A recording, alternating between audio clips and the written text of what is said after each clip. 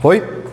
Queridos irmãos, unidade de número 4, por gentileza, História da Igreja, a página aí no livro 165, a expansão do cristianismo e os novos movimentos religiosos. Gente, então nós falamos aqui nas primeiras aulas, unidade 1, sobre Cristo que fundou e inaugurou a sua igreja nessa terra.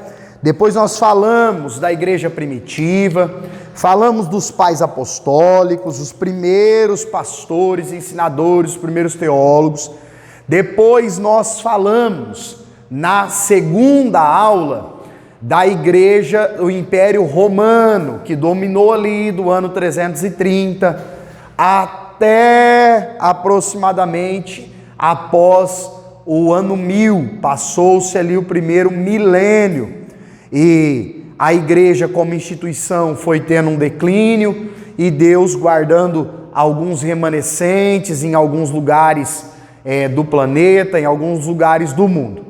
Depois, na última aula, nós falamos sobre a Reforma Protestante, aquele período do ano 1500 até o ano 1600, onde Deus levantou homens e mulheres que trabalharam em prol da tradução da Bíblia, em prol de colocar a Bíblia na mão das pessoas e levantar, trazer à tona, trazer de volta as principais doutrinas da fé cristã, como, por exemplo, a salvação através de Cristo Jesus, nosso Senhor e Salvador. Hoje aqui, nesta unidade 4, nós vamos falar sobre o que ocorre com a igreja cristã no mundo após a reforma até chegar nos dias atuais. O que eu quero colocar aqui para vocês de suma importância no capítulo 1. Gente, o que ocorreu? Boa parte da Europa já havia sido evangelizada. Boa parte do continente europeu já havia sido cristianizado. O evangelho puro, genuíno, havia sido pregado ali. Agora, o evangelho de Cristo deveria ficar limitado ao continente europeu, sim ou não? Claro que não. O evangelho deveria ser pregado em todas as nações, em todo o mundo. E aí, meus irmãos, irmão Neemias, pega uma água lá para mim, por favor. E aí, queridos irmãos, nós vamos ver uma ação de Deus, nós vamos ver a Deus, através da história, fazendo com que o cristianismo alcançasse ali a Inglaterra, que está dentro da Europa, é claro, e posteriormente missionários ingleses vão partir para onde, gente? Para os Estados Unidos da América. Então os Estados Unidos, eles vai ser alcançado, aqui nós estamos falando da América do Norte, que nós somos a América do Sul. Então a América do Norte vai receber, obrigado, mano, mesmo, tirou o dízimo da água, vai receber, irmãos, os missionários ingleses, a influência de missionários vindos da Inglaterra. E o que é que chama atenção? Perceba isso. Nós estamos falando de um período de avivamento ou de reavivamento. Por quê? Porque nos Estados Unidos da América, o que dominava era a religião romana, por conta dos colonizadores.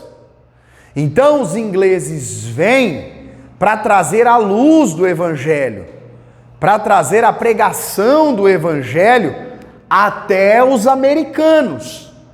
E aí se destacam vários nomes nesse contexto histórico, alguns deles mais famosos, outros menos famosos, que, por exemplo, a história deles, ou uma parte deles, está citada no livro Heróis da Fé, que é aquele livro com 20 personagens que foram poderosamente usados por Deus nos últimos tempos aí, nos últimos séculos, e que ganharam destaque na história da igreja. Um deles, é o primeiro que aparece aí no livro, é William Carey, que vive entre 1761 e 1834. E o que é de suma importância e muito interessante aqui, é que esse moço teve contato com dois camaradas poderosamente usados por Deus, que nós vamos falar daqui a pouco, que foi John Wesley e George Whitefield. Esses dois homens de Deus são dos principais pregadores do evangelho na história da igreja. E William Carey teve contato com as pregações deles.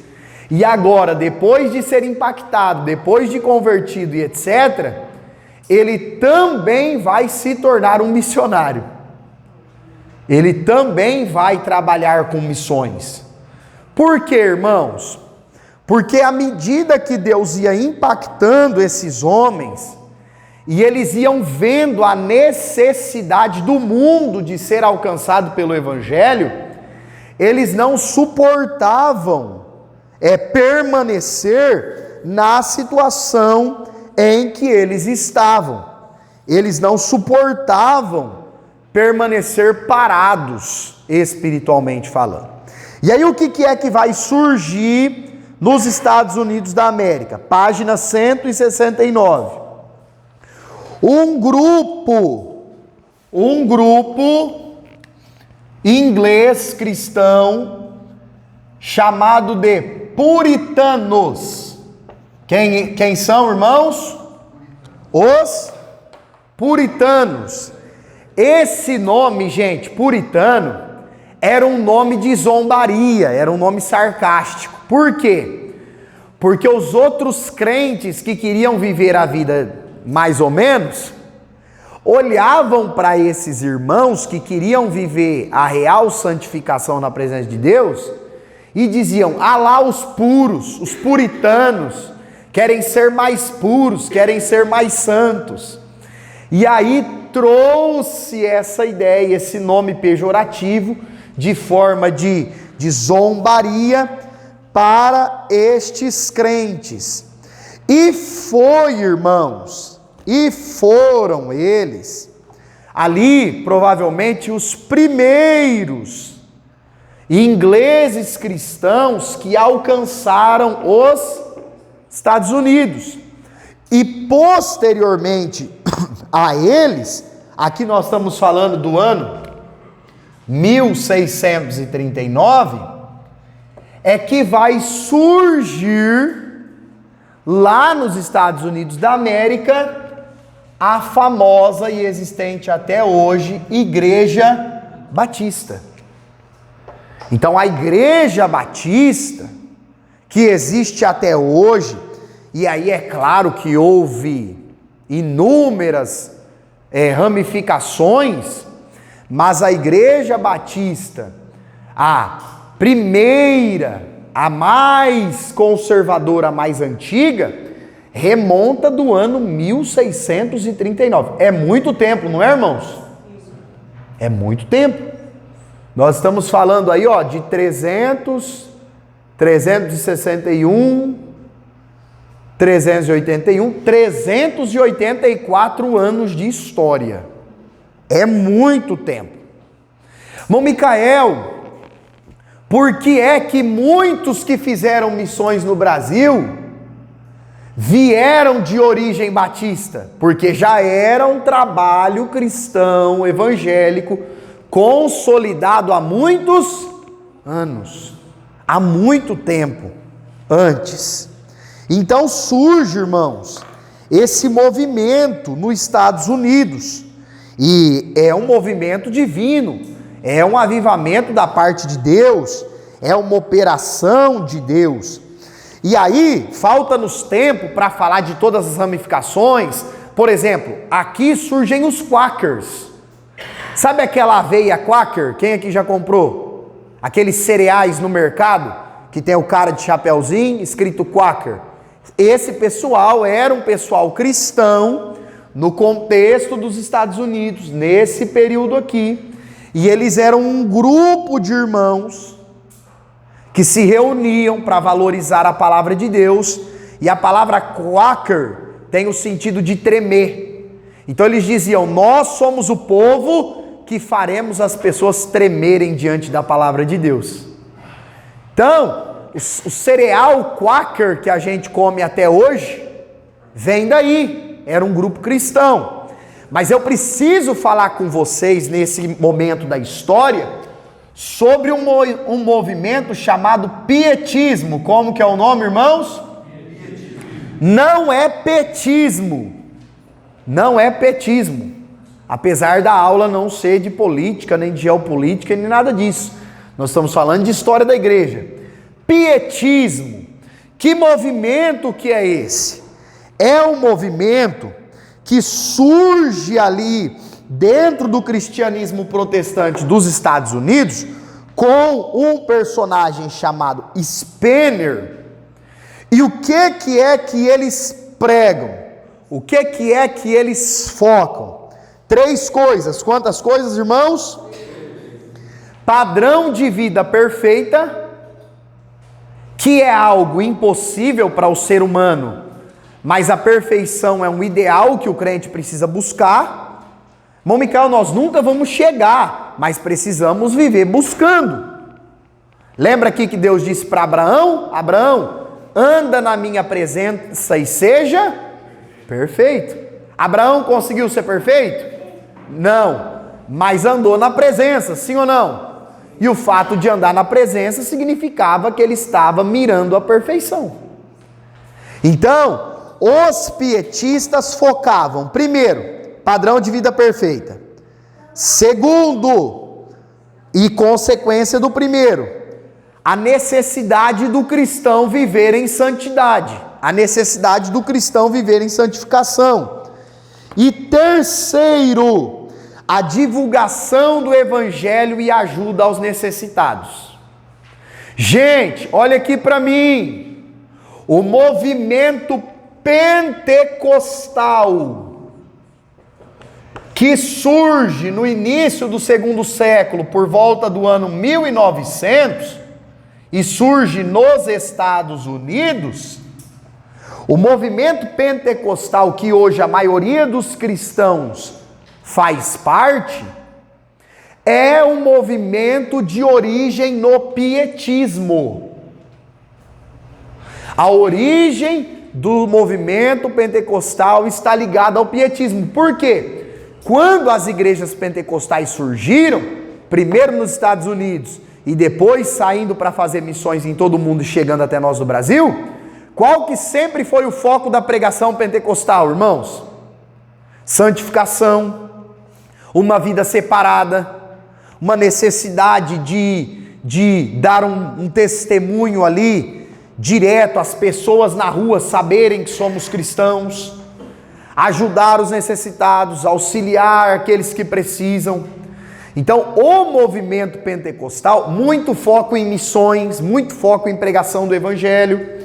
Então, o movimento pentecostal, que hoje nós conhecemos e devemos lutar para preservar, porque ele está em decadência, e eu vou concluir a aula falando sobre isso, nós precisamos prezar a raiz da fé cristã, protestante, evangélica, pentecostal, que acredita nas ações do Espírito Santo e tem essa origem aqui no pietismo, com foco em buscar agradar a Deus, buscar a perfeição ainda que ela é inalcançável, viver em santidade, proclamando um bom testemunho e foco, muita ênfase na pregação do evangelho e auxílio aos necessitados.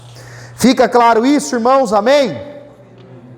É depois desse cenário que a igreja europeia alcança a América do Norte, os Estados Unidos. É depois deste momento aqui que vão surgir grandes avivalistas, grandes homens que Deus usou, vindos ali principalmente da América, dos Estados Unidos. E um dos nomes que aparece é o de Jonathan Edwards. Quem aqui já ouviu falar da pregação Pecadores na Mão de um Deus Irado? Quem já ouviu falar? Esse camarada, irmãos, Jonathan Edwards, ele era cristão, ele era um teólogo, um filósofo, um pastor, um pensador, um homem de muita oração e de muito estudo da palavra. E a história conta que um dia ele pregou e os crentes da igreja seguraram nas paredes, porque Deus abriu a visão das pessoas e elas sentiam-se como que caindo no abismo. E gritavam: Sr. Edwards, pare, porque nós vamos cair vivos no inferno. E aí ele ficou muito famoso por conta desse sermão. Aqui nós estamos no ano 1740 depois de Cristo aproximadamente. E aqui, irmãos, o que é que nós temos? O que Deus está fazendo, levantando homens como Jonathan Edwards, posteriormente John Wesley, Charles Wesley, que é irmão dele. O que Deus está fazendo? Deus está trazendo um despertar, porque a igreja na América, que havia acabado de nascer e estava indo muito bem, começou a entrar em uma decadência espiritual, em uma frieza espiritual. E aí, Deus, que não tem o objetivo de deixar a sua igreja espiritualmente morta, o que é que Deus vai fazer? Deus vai começar a levantar esses homens. Então surge o Jonathan Edwards, depois surge o John e o Charles Wesley. E qual que é o foco de John Wesley, irmãos? Que fundou a igreja metodista, que existe até hoje em muitas cidades do Brasil e do mundo. Qual que era a ideia do metodismo? Por que eles receberam esse nome? Porque eles acreditavam que eles deveriam desenvolver métodos para orar, métodos para ler a Bíblia, métodos para cultuar. Eles diziam: olha, Deus é um Deus organizado, Deus é um Deus ordeiro. Então, se eu quiser compreender a Bíblia, eu devo usar esse método de leitura. Olha, se eu quiser orar e ser ouvido por Deus, eu devo usar esse método de oração. Que é algo, irmãos, totalmente aceitável, totalmente tranquilo. Agora, eles recebem esse nome porque não era comum naquela época haver esse tipo de abordagens, de métodos. Então, eles recebem o nome de metodistas. Metodistas, os críticos os chamaram dessa forma. E aí, irmãos, o que começou a acontecer? Eles começaram a pregar muito sobre a salvação pela fé. E muitas igrejas, até mesmo evangélicas, vindo do catolicismo, mas que ainda não haviam sido totalmente libertas, começou a pô-los para fora. John Wesley, você não prega aqui não, porque essa doutrina tua é esquisita. Charles Wesley, você não prega aqui não, porque você fala que o cristão não vai ser salvo pelos próprios méritos. Como assim? A gente aqui está falando da penitência, de pagar a indulgência. Você falando contra isso, você não vai pregar aqui não. George Whitefield, você não vai pregar aqui não, porque você prega aí que a graça de Deus é que alcança o homem. Não. E aí, irmãos, começaram os primeiros movimentos evangélicos na história de pregação ao ar livre. As primeiras pregações ao ar livre começam nesse período aqui, lá na América do Norte, lá nos Estados Unidos. Eles passam agora a pregar o evangelho nas praças, nas ruas.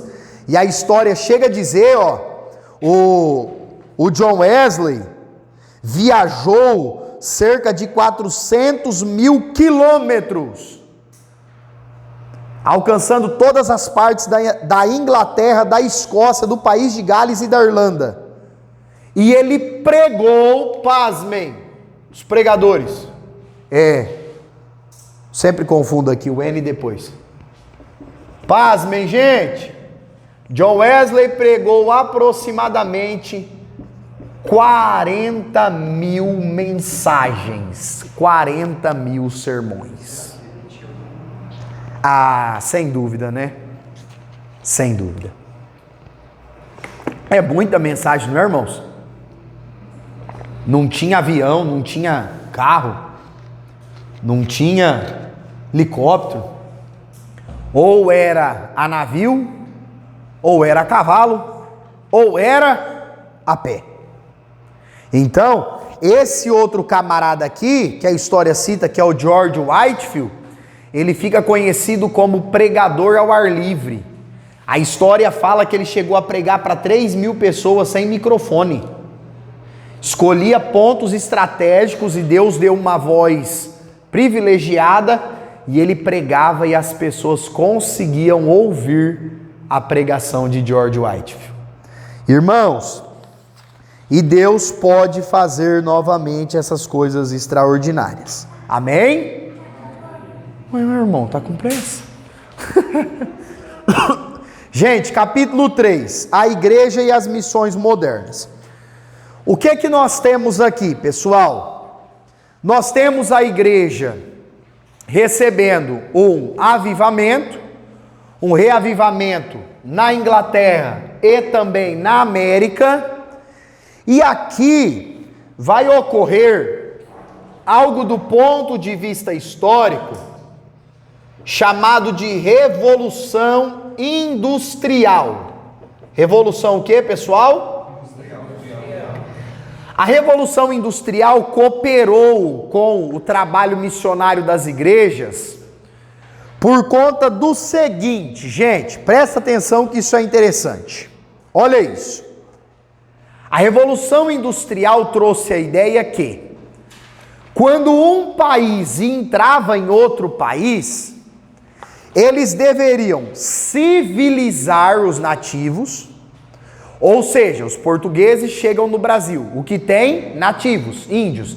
Então vamos civilizá-los, vamos torná-los cidadãos como nós, que usam esse tipo de roupa, que fala esse idioma, que tem essa cultura.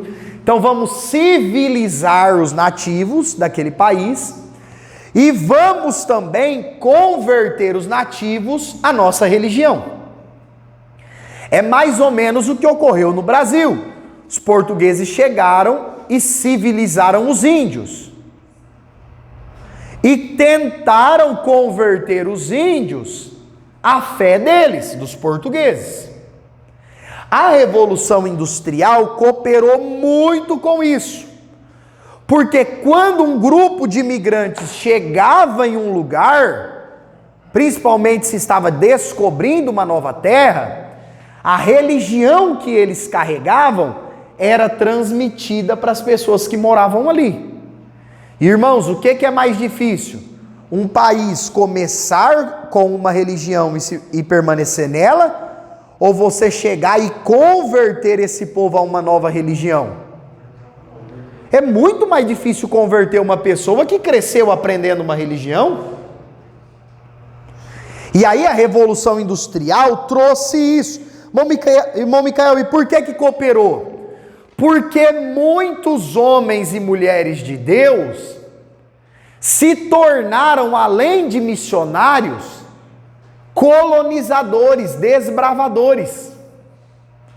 A história fala, irmãos, de diversos homens e mulheres de Deus. Por exemplo, David Livingstone, que é um que tem uma das histórias mais lindas, tem aí no livro, você pode pesquisar mais depois sobre David Livingstone. Foi ele quem descobriu, Foi ele quem descobriu na África do Sul alguns desertos e algumas fontes de água potável para a população. Agora, gente, imagina isso, você é crente, você tem uma chamada missionária, você vai para um país extremamente pobre, extremamente carente, não tem água para beber, aí Deus usa você para descobrir um poço e fornecer água para o país inteiro. O que você acha? Muita gente vai se converter ou não vai? A hora que você levantar para pregar, muita gente vai ouvir ou não vai? Sem sombra de dúvidas.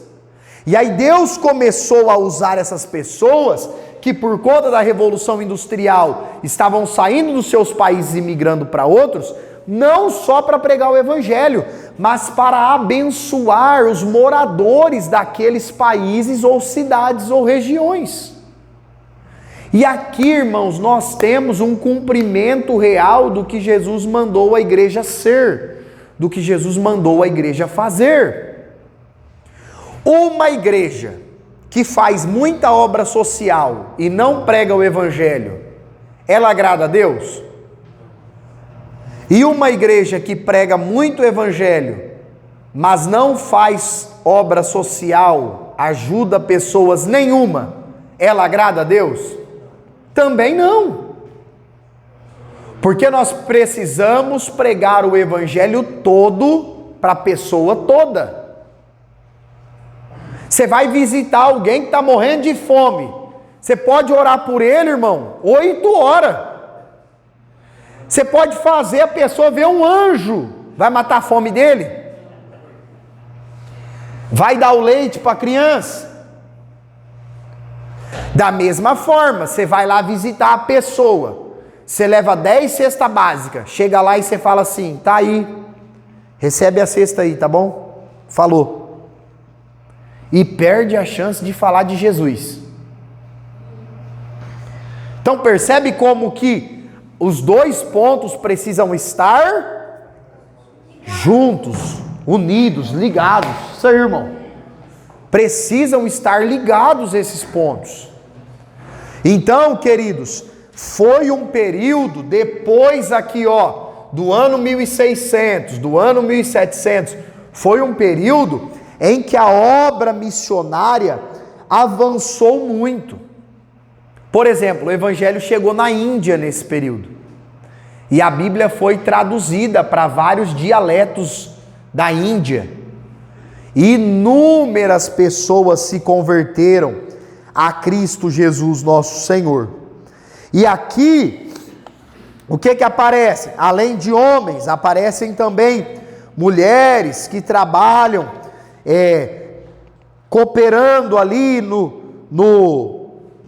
trabalho, na propagação do Evangelho, na construção de obras sociais, orfanatos, hospitais, inúmeros trabalhos que além dos homens, mulheres também cooperaram com eles. E nesse período aqui, irmãos, agora veja isso, olha como que é uma engrenagem. Nesse período aqui, os cristãos começam a fundar escolas, universidades, trabalhos de assistência hospitalar. E com isso, vai surgir uma aproximação da igreja, de quem, irmãos? E a academia, e aqui nós não estamos falando de ginásio de treinamento para o corpo físico.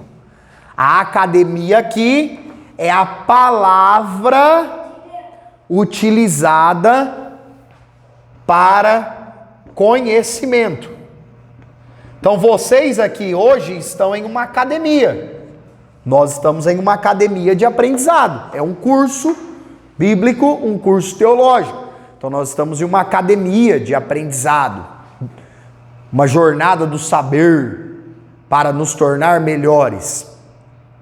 Então, com essas ações da igreja em prol da sociedade, a igreja vai se aproximar das questões acadêmicas, dos estudos.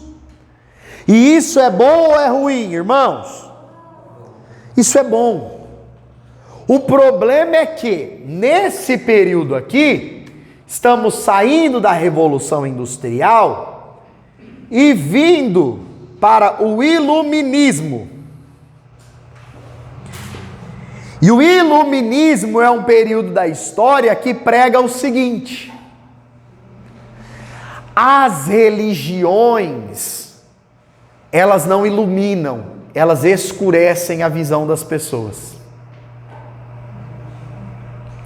E aí o Iluminismo dizia o seguinte: você precisa ter o teu entendimento aí iluminado pelas verdades que nós estamos trazendo, para você compreender a vida do jeito certo. E o Iluminismo, irmãos, é o pai da razão em detrimento à fé. Gente, a Bíblia nunca condenou a razão, muito pelo contrário. O que difere o ser humano dos outros animais é o quê? A razão. O animal age por instinto, o homem age pela, ou deveria agir, né? Ou deveríamos agir pela razão. E o que o Iluminismo traz consigo? A razão acima da fé. E o Iluminismo vai dizer o seguinte: eu só posso crer no que eu consigo explicar. Eu só posso crer no que eu consigo compreender. Enquanto o Evangelho diz que nós temos que crer para compreender, o Iluminismo dizia: somente aquilo que é humanamente explicado é que é a verdade. Bom, Micael, qual que é o grande problema, o grande BO disso aí? É que de onde Deus veio, ninguém explica.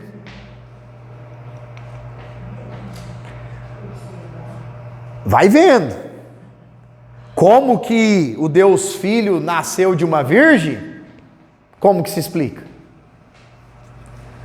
Como que a Bíblia, com 66 livros, e que demorou mais de 1.500 anos para ser escrita por mais de 40 autores diferentes, como que esse livro ficou tão bem feito? Milagres? Como é que você explica um milagre? E aí o Iluminismo dizia: se não dá para explicar, não devemos acreditar. Olha, se nós não devemos acreditar nessas coisas sobrenaturais, na verdade é que essas coisas sobrenaturais não existiram. E aí começou, irmãos, começou a entrar o quê? Aquilo que é chamado de liberalismo. O liberalismo teológico, que diz o seguinte: a Bíblia contém a palavra de Deus, mas a Bíblia não é palavra de Deus. A Bíblia só foi escrita por homens. Esquece esse negócio que o Espírito Santo inspirou os escritores. Esses milagres que a Bíblia fala que Jesus fez, isso era história que Jesus contava. Esse negócio que Jesus é 100% homem e 100% Deus, isso é impossível. Ele só foi um grande homem. Então o liberalismo teológico aparece pregando essas coisas. Percebe? Eles não querem negar a fé diretamente, mas eles estão negando pilares fundamentais da fé cristã. Bom, Micael, e isso existe até hoje? Cada vez pior, irmãos. Cada vez pior. Você pega pessoas de renome nas redes sociais, no YouTube, em outras, que defendem isso com unhas e dentes. Olha esse negócio de os mitos da Bíblia. Que mito, irmão? Que mito? Jesus realmente ressuscitou, não tem mito. Ah, mas será que andou sobre o mar? Andou sobre o mar. Não tem mito. Ah, mas eu não consigo explicar para crer. Então nós devemos crer, mesmo que não seja possível explicar.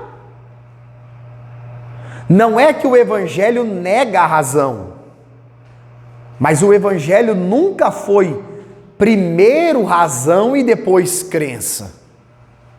Até porque quem efetua a obra de convencimento do pecado no pecador não é a lógica, a inteligência ou a retórica do ser humano, mas é o poder do Espírito Santo através da pregação do Evangelho. Então, o iluminismo traz consigo, irmãos, o liberalismo teológico. Sim. Tem gente que usa livros apócrifos, né? E é um pouco fora da Bíblia, assim. Também. Para tentar explicar um pouco a história, mas fica meio que fora, e as pessoas utilizam isso também. Exatamente. Agora, Rafa, o uso dos livros apócrifos tem mais a ver com uma questão de tradição do que com uma questão de liberalismo teológico. Porque o liberalismo teológico, diferente do, por exemplo, o romanismo usa os livros apócrifos. Diferente do romanismo, o liberalismo teológico se diz evangélico, se diz protestante, se diz herdeiro da reforma, mas nega a principal herança da reforma, que é o quê? A principal delas, que a palavra de Deus é a única regra de fé e prática. A Tanakh é o Pentateuco, né? Não. O nome Tanakh é o Antigo Testamento hebraico como um todo, os 39 do Antigo Testamento. Aí o pessoal utiliza também para tentar juntar o Talmud, né? Sim, que aí é a herança oral dos judeus e etc. Também. Mas, irmãos, o principal vírus aí que nós podemos chamar do liberalismo teológico é que, ao negar a inspiração da Bíblia, ao negar a existência dos milagres, ao negar a divindade de Cristo, ao negar a ressurreição de Cristo, ao negar o sobrenatural que está presente no texto sagrado, o Evangelho só passa a ser mais uma filosofia de vida. O Evangelho deixa de ser o poder de Deus para a salvação de todo aquele que nele crê e passa a ser somente um código de ética. Irmão, se o Evangelho fosse só um código de ética, nós podíamos ser budistas. Porque o código de ética do Buda, do Siddhartha Gautama, é excelente. Olha, ajude os pobres, não queira viver assim, abarrotado de luxos, enquanto o outro ao seu lado está em necessidade. Olha, passe mais tempo em meditação, passe mais tempo lendo as escrituras. É bom ou não é? Respeite o seu próximo, não faça nada de mal para o seu próximo. Essas coisas o budismo também prega. Que diferença teria entre um cristão verdadeiro e um budista? Não teria nenhuma. Ah, irmão Micael, você está dizendo que o Evangelho não tem as suas questões morais que nós devemos seguir e ser um cidadão melhor? É claro que sim, gente. Porque nós somos discípulos de Jesus. Você quer um cidadão melhor do que ele? Mas o Evangelho não é só isso. Não é só uma filosofia de vida. Não é só uma ética para se viver. É também comunhão com o Cristo que morreu e ressuscitou por nós. É acreditar na sua palavra, nos milagres, nas profecias, nas palavras tanto de bênção quanto juízo.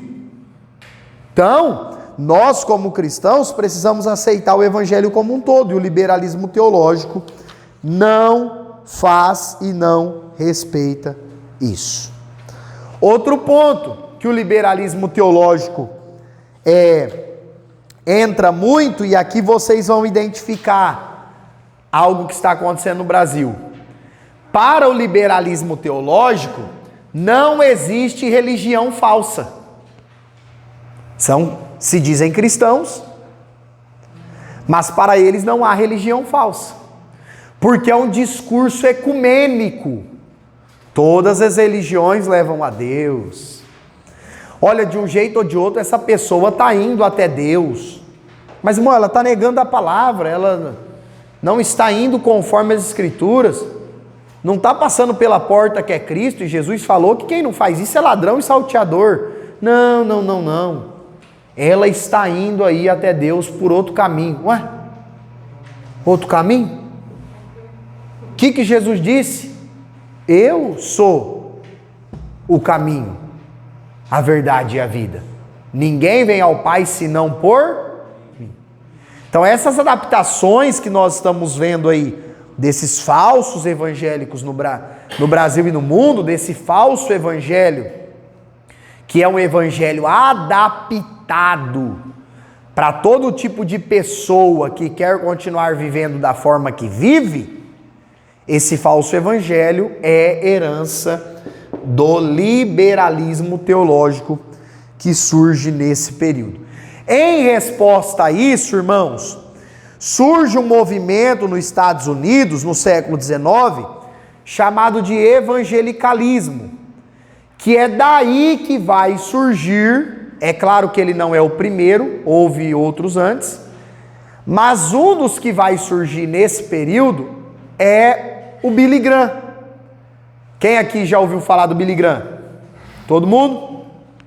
Foi um pastor batista americano que realizou cruzadas evangelísticas, missionárias por todo o mundo, pregando para milhares de pessoas em estádios abarrotados e anunciando o evangelho de Cristo e trazendo de volta esses pilares da valorização da Bíblia, de que o sobrenatural descrito na Bíblia é a verdade, de que Cristo era 100% homem, 100% Deus, ele era Deus encarnado entre os homens, de que Cristo um dia vai voltar, de que Jesus um dia voltará.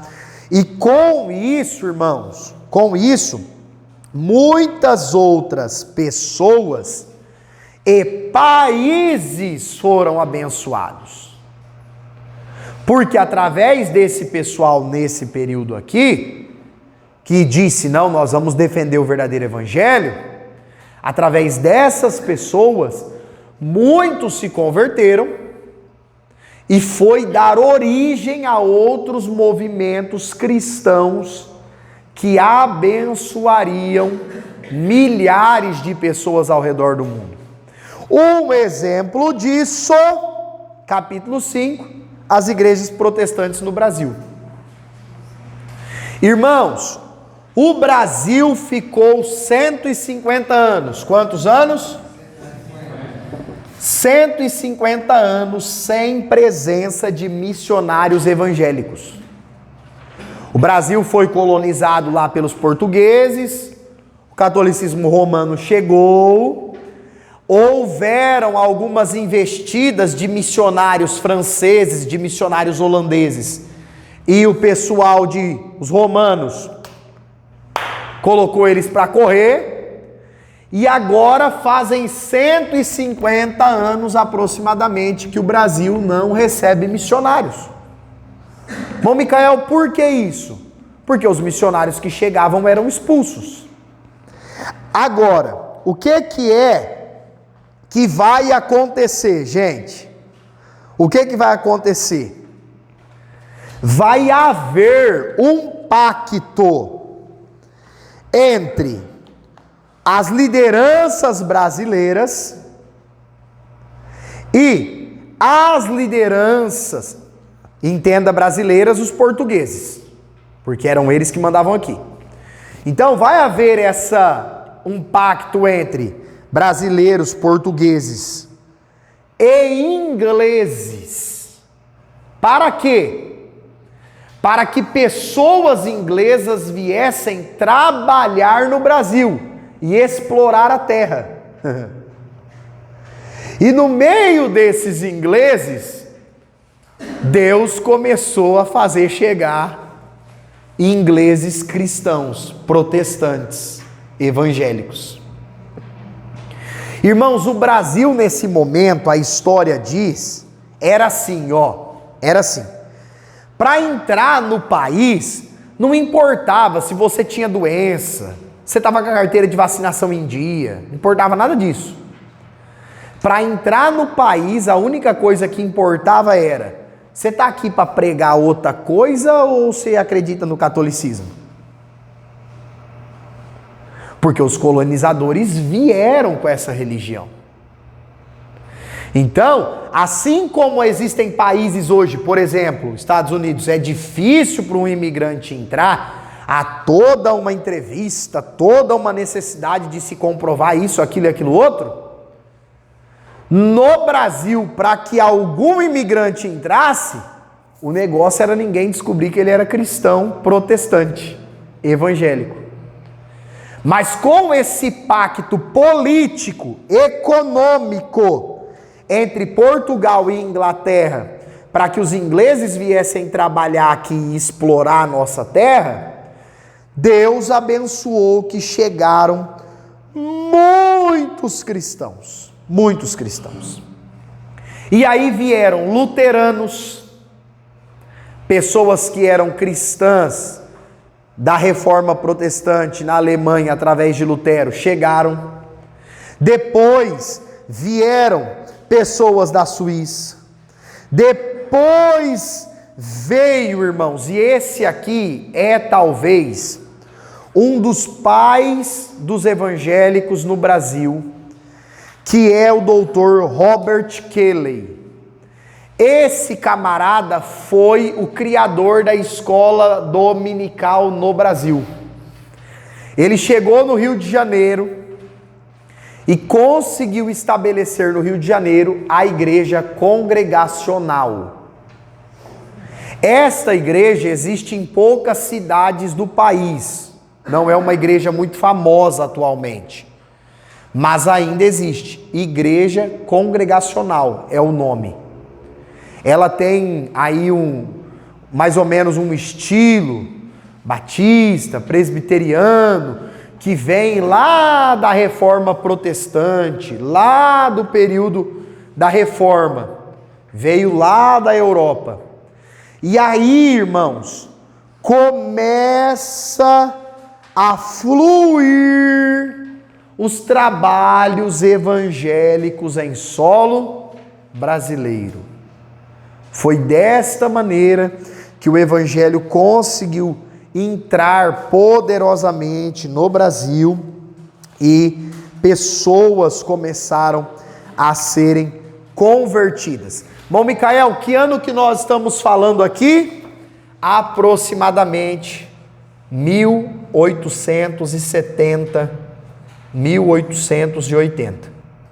Então perceba que os evangélicos no Brasil, irmãos, só tem aproximadamente 150, 140 anos. Não tem muito tempo que as igrejas evangélicas estão aí em solo brasileiro. Não tem tanto tempo assim, do ponto de vista histórico. Não tem tanto tempo. E aí, irmãos, chegaram os presbiterianos, foram um dos primeiros vindos dos Estados Unidos, foram um dos primeiros. Depois chegaram os metodistas, os herdeiros lá da fé de John Wesley. Depois chegaram os batistas, e cada um chegava em um ponto do país. Teve uns que chegaram no norte, outros chegaram no sul, outros chegaram ali no Rio de Janeiro. Então, em vários pontos do país, esses missionários foram chegando. Até que chegou o movimento pentecostal. O movimento pentecostal, irmãos, ele chega por volta do ano 1910 no Brasil. 1911.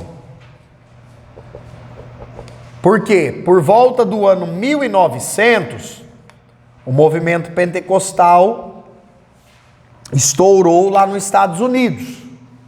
Irmão Micael, qual que é a diferença dessa nomenclatura, movimento pentecostal? Igrejas evangélicas que creem lá nas questões da reforma, que só Jesus salva, que basta a palavra de Deus, basta o sangue de Cristo para perdoar os pecados, basta a fé em Cristo. Porém, o movimento pentecostal acredita e dá uma ênfase na obra do Espírito Santo até hoje. Então o movimento pentecostal surge anunciando que os dons do Espírito Santo ainda existem, não cessaram. Que Deus pode usar pessoas poderosamente, como usou os apóstolos e os primeiros crentes. Então esse é o grande diferencial do movimento pentecostal, o grande ponto que difere dos demais evangélicos, dos demais movimentos que já existiam. E aí, queridos irmãos, o que ocorre? Ano 1900 nos Estados Unidos, um camarada chamado Charles Parham começou a estudar Atos dos Apóstolos. E ele falou, rapaz, Jesus falou que esse negócio de língua estranha era para a igreja. E aí, irmãos, começaram a fazer reuniões de oração, até que algumas pessoas começaram a experimentar a evidência das línguas estranhas. Começaram a falar em outras línguas. Um dos alunos do Parham ficou mais famoso que ele, porque a gente sempre fala dele no movimento pentecostal, que é William Joseph Seymour, o famoso William Seymour. Era um camarada negro, e aqui nós estamos falando de um período que os Estados Unidos havia aquele problema racial terrível. Brancos não estudavam com negros, negros não estudavam com brancos, não podiam nem frequentar a mesma sala, a mesma escola. O William Seymour é um pastor negro de uma igreja chamada de Movimento Holiness, que é uma herança do metodismo. E o William Seymour também recebe o batismo com o Espírito Santo. E passa a pregar lá na Rua Azusa, número 312, conforme a história nos fala. E aí, irmãos, o pessoal, tanto da América quanto de fora da América, começa a ouvir sobre esse movimento que está acontecendo nos Estados Unidos. Começa a ouvir, esses boatos correm. E com isso, dois moços que eram missionários suecos de origem batista, Daniel Berg e Gunnar Wingren, eles tiveram contato em Chicago. Eles participaram de uma conferência pentecostal em Chicago, nos Estados Unidos. Tiveram a experiência do batismo com o Espírito Santo, com evidência em outras línguas, e tiveram a convicção de um chamado missionário para outro país. A história conta que era para eles irem para o Pará. Foram procurar no mapa mundi e acharam Pará. E aí a cidade de Belém, etc., encontraram entraram em um navio e vieram para o Brasil. Irmão Micael, eles tinham ciência que aqui era Brasil, como era a cultura, como que se já tinha igreja evangélica, se não tinha. Não, eles não tinham ciência disso. Eles receberam uma direção de Deus e vieram. A história conta que um deles, se não me falha a memória, o Daniel Berg foi trabalhar para que ganhasse os recursos para sustentar os dois. E o Gunnar Wingre foi aprender a língua portuguesa. Quando o Daniel Berg chegava, Gunnar Wingre ensinava a ele o que tinha aprendido. Porque senão não iria ter como eles pregarem. Agora, sabe o que ocorre, irmãos? Eles são de origem batista. Quando eles chegam no Brasil, eles vão até quais irmãos? Os irmãos deles, os batistas. E eles explicam a situação e etc. E eles têm a oportunidade de pregar na denominação que eles fazem parte. Sabe qual foi o resultado? Eles foram expulsos. E assim, irmãos, aqui nós precisamos compreender isso. Não dá para condenar totalmente a denominação que os expulsou e etc. Por quê? Porque aquilo era uma doutrina totalmente diferente do que eles conheciam. Era algo estranho para eles. E eles temendo aquela mensagem, o que? O Espírito Santo pode manifestar cura, língua, profecia até hoje? Esse negócio não acabou? Não. Esse negócio permanece. Como isso era novo, eles não foram aceitos. E aí um grupo de irmãos, que já 18 pessoas já haviam acreditado naquela pregação, são expulsos com eles, e eles começam agora a se reunir na residência de um irmão, e posteriormente funda-se a igreja, não com o nome de Assembleia de Deus, mas com o nome de Missão da Fé Apostólica, que era o nome da igreja da Rua Azusa. Era o mesmo nome da igreja lá pentecostal que havia nos Estados Unidos, Missão da Fé Apostólica. Isso em 1911, somente em 1918 é que trocou-se o nome da Missão da Fé Apostólica para Igreja Assembleia de Deus no Brasil. Os batistas, eles não acreditam até hoje? Então, aí o que ocorreu, irmão Jonathan? Muito boa pergunta. Muitos irmãos batistas, glória a Deus, eles também receberam. Creram e receberam. E aí é por isso que hoje nós temos, atualmente no Brasil, diversas ramificações batistas. Existe a igreja batista, a primeira igreja batista que vem com aquela linhagem antiga. Existe a igreja batista renovada. Existe igreja batista que outra. Várias ramificações da igreja batista no Brasil. Qual que foi o grande diferencial da igreja batista quando ela surgiu? As igrejas evangélicas acreditavam no batismo por efusão. Efusão, que é derramar água, igual faz com a criança. Ou por efusão, né? Igual o catolicismo. Igual faz com a brocha lá, joga água.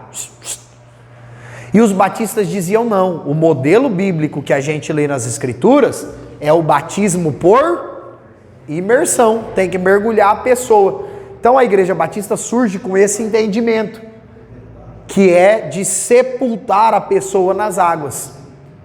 E aí, irmãos, hoje existem cidades que as igrejas batistas, as mais antigas e conservadoras, têm pastores que creem nos dons espirituais.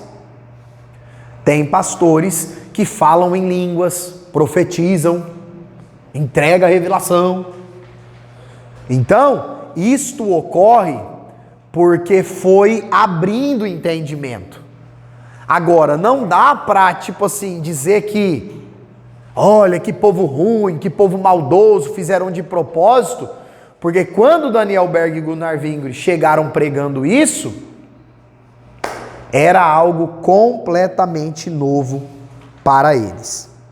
Depois deste trabalho, vai chegar no Brasil também, e aí é praticamente o mesmo período, Louis Franciscon, que era um italiano que foi missionário em diversos países.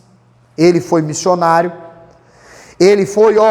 missionário Estados Unidos, na Argentina, e depois, irmãos, ele veio para o Brasil e se estabeleceu em Santo Antônio da Platina, no Paraná, e fundou lá a Igreja Congregação Cristã no Brasil, que inicialmente fazia o trabalho principal de pregar para os italianos que moravam no Brasil.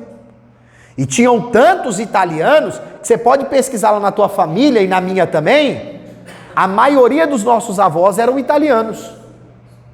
Tem muito brasileiro que os avós ou os bisa era italiano, principalmente os moradores do Paraná, do Rio Grande do Sul, principalmente do sul do país. Então, surge aí o que é a CCB, Congregação Cristã no Brasil. Por isto que as duas denominações evangélicas pentecostais mais antigas no Brasil, até hoje, são consideradas a Assembleia de Deus e a Congregação Cristã no Brasil. Bom, Micael, mas por exemplo, a Assembleia que tem tantas assembleias, tanta diversificação de nomes, o que os pais, os pioneiros nas Assembleias de Deus erraram, que a congregação, por exemplo, não errou? Patentear o nome. Quando a congregação surge, irmãos, o nome foi patenteado. Então, por exemplo, vamos supor que sai um irmão de lá e fala: vou abrir a Congregação Cristã Renovada. Não pode. Não pode. Agora, no quesito das Assembleias de Deus, isso já não ocorreu. Foi algo que deixou-se em aberto. E aí hoje, se você dá um Google aí, deve ter mais de 50. Deve ter mais de 50. Para lá. Irmão Micael, qual que é um ponto negativo disso? É que aquela ideia inicial dos pioneiros, que veio do pietismo, que era uma pregação focada na vida transformada, na santificação, no bom testemunho, em missões, em ajudar os necessitados e etc., é algo que hoje existem Assembleias de Deus que não pregam essa mensagem. Infelizmente. Mas carrega o nome. E aí, queridos, depois destas, foram surgindo outras que têm muita história e estão aí até hoje. Por exemplo, a Igreja do Evangelho Quadrangular, que perdeu-se assim aquela força, aquela fama e tal, mas que é uma das maiores denominações evangélicas no Brasil até hoje. Alguém aqui sabe por que a Igreja do Evangelho Quadrangular tem esse nome ou não? Alguém leu aí e lembra? O que é que eles pregavam, irmãos? Jesus salva, Jesus cura, Jesus batiza com o Espírito Santo e breve voltará. Sabe aquele símbolo que tem 4 imagens lá? A cruz, acho que uma pombinha, um negócio assim. São os 4 símbolos da Igreja do Evangelho Quadrangular. É por causa disso. Aí todos os outros pentecostais do Brasil pegaram o jargão dos quadrangulares. É por isso que a gente, os pentecostais, fala até hoje: irmão, não sei montar uma mensagem e pregar para um não crente. Então o que é que você fala para ele?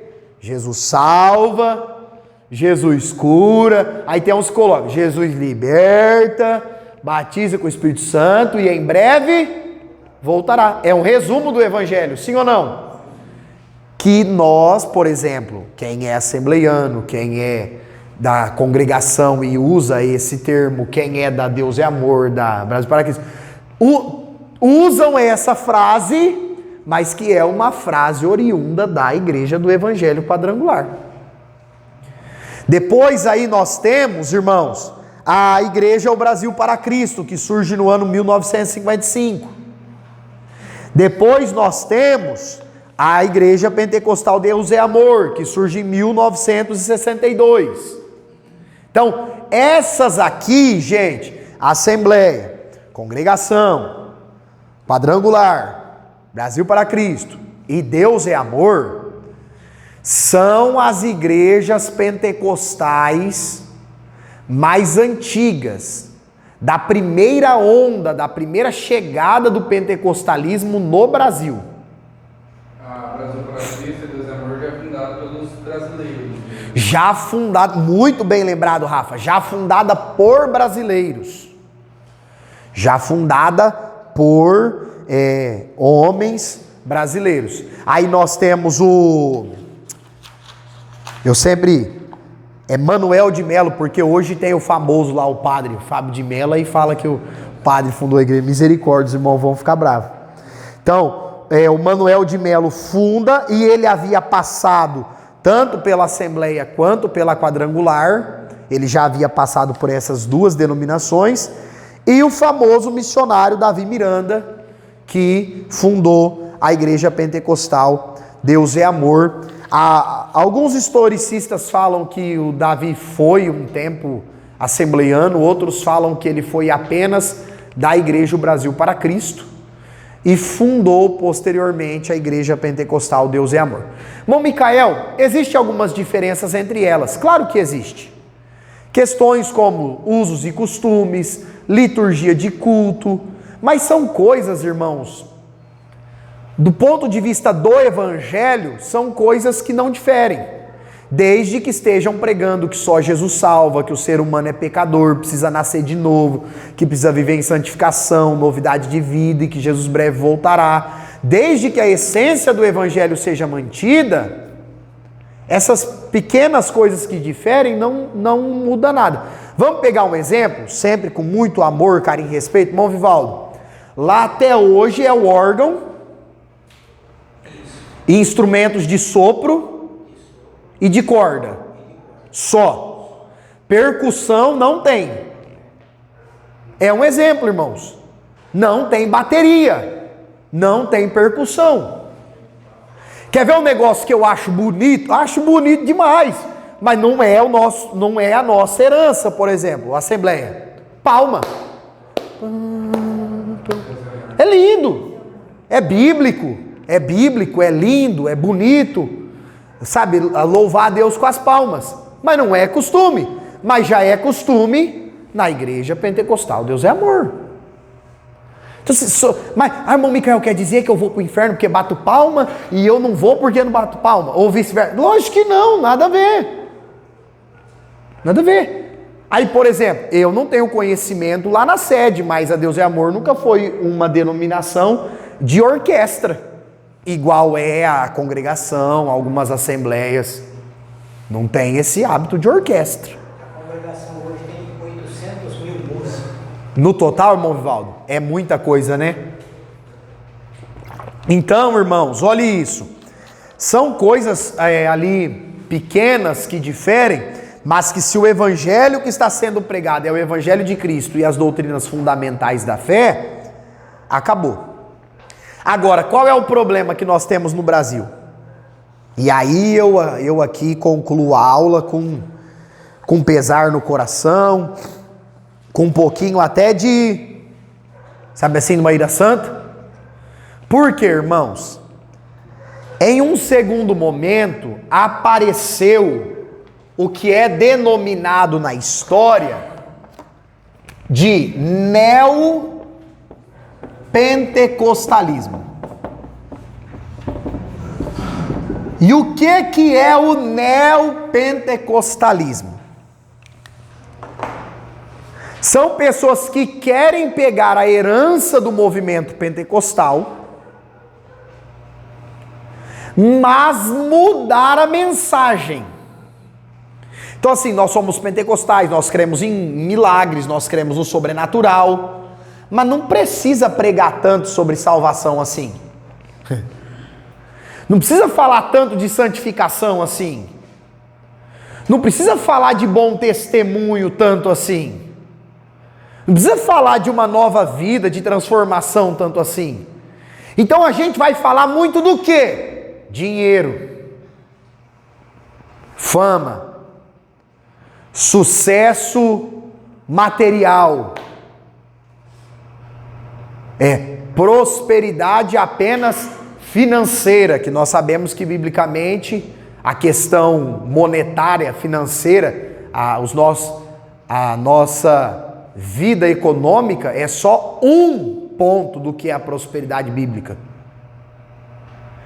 E aí? E sobre curas, milagres e expulsar demônio? Então, a gente não fala de Jesus, não prega salvação, a gente só vai falar disso. E aí, você tem na internet o camarada falando que foi expulsar o demônio no nome de Jesus, não saiu, aí ele falou o nome dele, o demônio saiu.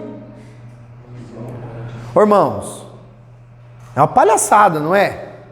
Irmão, cheguei para expulsar o demônio, falei o nome de Jesus, não saiu, mas a hora que eu falei o meu nome, o demônio saiu. Vocês não querem saber o que eu acho disso. Vocês não querem saber. Isso. Obrigado, irmão Jonathan. Obrigado. Gente, irmãos, Jesus, é claro que Jesus cura. É claro que Jesus pode abençoar e superabundar a vida de alguém. É claro que Jesus deseja que o endemoniado seja liberto. É claro. Mas será que o Evangelho de Cristo é apenas isso? Você vai dar o remédio para a pessoa sem dar o diagnóstico para que a pessoa possa não enfermar outra vez? Porque é isso que o movimento neopentecostal tem feito. Você vem para cá e você vai ser curado. Maravilha! E a alma vai ser curada também? Não, a alma não importa. Quer dizer, vai orar pela cura do corpo e vai deixar a alma perecer no inferno? Tem um pastor aqui em Paulo, não fala de ética, mas ele disse que se você está numa igreja e você não prospera na igreja, que a unção da prosperidade não está no pastor. Aí quer dizer que Jesus chamou todos os crentes do planeta para serem ricos? Irmãos, Deus chamou todos os crentes, todos os cristãos para serem prósperos, financeiramente falando. Irmãos, a Bíblia é muito clara, Jesus também não quer que ninguém faça voto de pobreza. Vou viver igual os monges lá, dependendo de ajuda, eu não vou trabalhar não, as pessoas que levem cesta para mim. Não é isso que Jesus ensinou. Não é isso que Paulo ensinou. O que nós vemos Cristo ensinar é que o homem deve trabalhar, deve lutar, deve orar pelo pão de cada dia. Paulo diz que se nós tivermos com o que comer, com o que vestir e onde morar, estejamos com isso contentes. Mas também é bíblico, e Romanos, o apóstolo Paulo cita esse dom, que é o dom da generosidade. Vai ter pessoas que Deus vai enriquecer e muito. Vai. E precisa que tenha crentes muito ricos. Mas estou falando de crentes muito ricos, honestamente. Por quê? Porque essas pessoas às vezes vão sustentar um grupo, uma família missionária que vai ganhar 10 mil, 100 mil, 1 milhão de almas para Jesus, com o bolso de um. Com o bolso de um. Então, é bíblico que Deus pode superabundar, enriquecer, fazer muito milagre na vida de A, de B, mas isso não é uma promessa do Evangelho para todos. Isso não é uma promessa do Evangelho para todos os crentes, irmãos. Até porque Deus sabe da estrutura de cada um de nós. É a mesma questão na vida e no mundo espiritual. Tem coisas na questão espiritual que se Deus der para mim ou para você, nós não estamos prontos ainda. Aí Deus vai dar alguma coisa para a gente para nos destruir? Você acredita que Deus é um pai que vai te entregar algo para te desviar? A Bíblia diz que o que é bênção de Deus enriquece e não acrescenta dores. Agora, o neopentecostalismo vai nessa direção aí. Ó, você congrega aqui no enricou, sai. Ó, você congrega aqui, você ainda é empregado? Eu não acredito que você é empregado. Eu não acredito. Ó, você congrega aqui e você tem que cumprir horário? Rapaz, que cumprir horário? E infelizmente, irmãos, são as denominações evangélicas que mais crescem. Por quê? Porque é isso que o ser humano pecador quer ouvir. O que o homem que não quer ser transformado pelo Evangelho quer ouvir é exatamente isso. E aí surge, né? Tridízimo. Aí você tem que dar o dízimo para o Pai, o dízimo para o Filho e o dízimo para o Espírito Santo. Como se dar o dízimo fosse o pagamento, ou como se o Pai tivesse ali, tipo, e aí, tô precisando do teu. Não. Irmãos, e aí vocês sabem, né? Aí é sal grosso ungido, aí é rosa ungida, é água santa, é galho de arruda. Tem um canto que eu gosto e é até uma sátira, que o cara chega assim, falar que nesse ramo aqui é tanto santo que o crente não sabe nem que santo chamar na hora do Deus nos acuda. Hora que a coisa aperta, ele não sabe nem quem que ele chama. Ou será que eu uso a água ungida? Será que eu uso o alho? Será que eu uso a vassoura santa? Será que eu uso a caneta de 1000 para assinar o cheque? A camisa do sangue. E aí vai, né? Irmãos, que Deus nos guarde. Que Deus nos ajude.